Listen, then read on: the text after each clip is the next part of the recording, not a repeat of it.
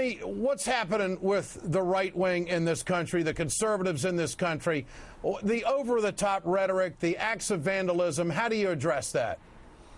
Well, first of all, I condemn any sort of vandalism or violent rhetoric. But let's remember that it happens on both sides. Was it just last month, Ed, that you said that they ought to rip out the heart of Dick Cheney? Did you want people to condemn you for that? And getting the best health care in the country, he should become the poster child. No, wait a minute. No. But it's that kind of rhetoric, Ed. No, that's not rhetoric. And the fact is that was said on a radio talk show, and that doesn't excuse it. But the fact is, I said, we want a successful conclusion for the vice president because we want him to become the poster child. Everybody in the country should have the same health care as Dick Cheney because most people wait a minute, and stuff it back in him and make sure that he survives and has the best health care. And this is what happens in America.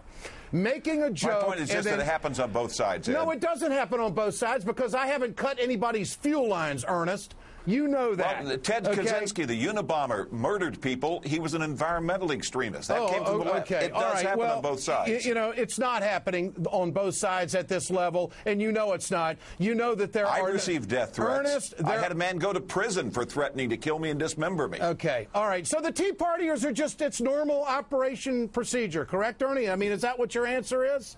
I mean, no, I said, you're the problem, Ernest. I said any you are the problem. Or violent rhetoric is bad. You can't point the finger at the culprit in any of this. That's the problem right there. Those were the first words out of my mouth to condemn that. Oh, yeah. And then, of course, attacks saying it happens on both sides when it doesn't.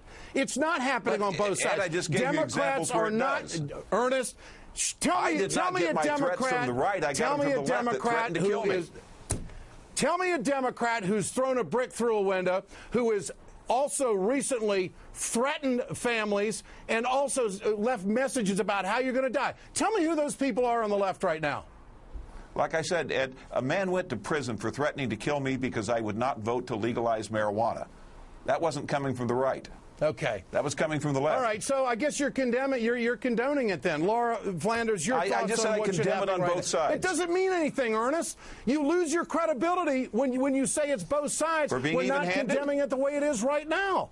I mean, you will not tell Boehner to come out and absolutely condemn this, call on the leadership of the Republican Party. That. I don't have to read it's anything. I've got my own show, Ernest. I'm sorry. I have to apologize to my audience tonight.